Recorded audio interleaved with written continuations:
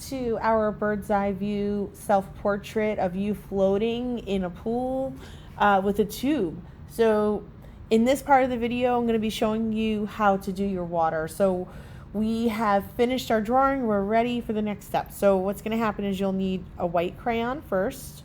And what you're going to do is you must press very, very hard for this to work. Whoops. And if you break your crayon, that means you're pushing really nice and hard.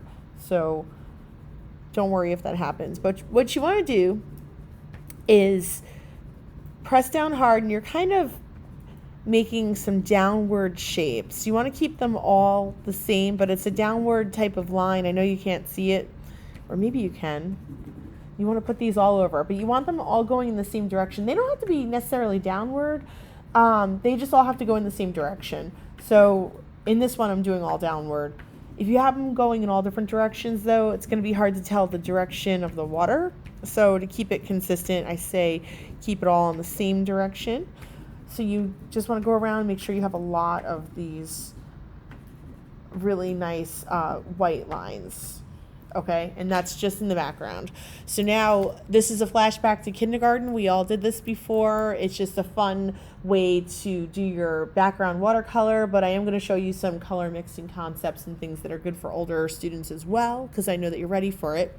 So I have my watercolors now. So this is my set that has my regular primary colors, secondary colors, and tertiary colors, which are the colors that are made when the secondary colors are mixed together. So there you go. There you have it. So what's going to happen is I want to stick with watercolors. These are watercolors, but the color of the water is what I'm trying to say. So stick with some cooler colors. So I know it's hard to see what colors these are. Let me see if I can shine a light. Here we go. So we have like a teal, a darker teal. We have more of a turquoise. Actually, I think that's the regular blue. But anyway, you can see we have a variety of different blues. We have some greens. We have some purples. So those colors will work really, really well.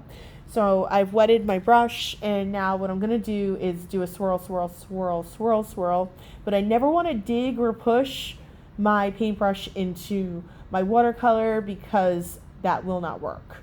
Okay, in fact, it will come out slimy, and what happens is if your picture has slimy watercolor areas, they will just stay slimy forever. So as I go over, I'm just doing a sweep. This is called a sweep. It's really nice and light. And do you see how all those areas that were white are now showing? And I want to be very careful because I did so well on my picture. I want to make sure that I don't accidentally paint on top of me. So I want to just do my best to be very accurate and careful when I'm painting. I did have a girl who did a fantastic job in one of my 5th grade classes in my other building that I teach at. And she did such a good job, but then she started messing around, fooling around with one of her friends that was sitting next to her. And next thing I know, she's painting on his picture, he's painting on her picture, and he painted on her body. And I was actually going to enter her art contest because it came out so good, but that right there, when he painted on her body, well, now there's a big green splash on her belly, and I'm not going to enter that because I'm only entering the neatest artworks into the art competition. So I felt really bad telling her that, but I tell you so that you don't make the same kind of mistake. So we are not here, messing around being silly. We're here taking our art very seriously, right? And if you're at home, that message is not for you. This is more for like the students that I'm teaching who can be a little silly from time to time. So I want you to see I'm using all the same color blue. I'm just doing that to start. Your base color does not have to be the same blue as mine. It can be one of the teal or turquoise colors. And again, just do your best to paint accurately and make sure that you're keeping the paint where it's supposed to be. Don't paint on your person by accident.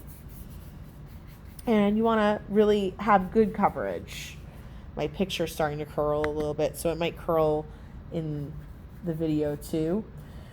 Do you see all the white spots that we created? Now again, if you didn't push hard enough with your crayon, that would be why you don't see those white spots. Don't forget to put the blue inside of the tube over here if your tube shape is like mine. Okay, So we have that. And now I'm going to show you guys something a little bit more advanced because I know you're ready for it. So something I want to show you is mixing in other colors with your watercolor. So now your whole paper is wet because you already sweeped the color all over your paper. So now you can add in other colors very easily. And you don't have to go everywhere with the other colors. You can kind of dab them around and then add, what I did just now is I just put some water on my brush. I'm not even putting more color, I'm just putting water so that it does more of like a natural type of shadow. So I'm just kind of going through here, adding this color around, and I think I'll add more color. Yeah, so this is actually a great way to include a shadow. So let's say you want to show shadow in your picture. Some students did that. Well, that's going to show a lot of dimensions. I'll just kind of show you that really fast. That's pretty advanced.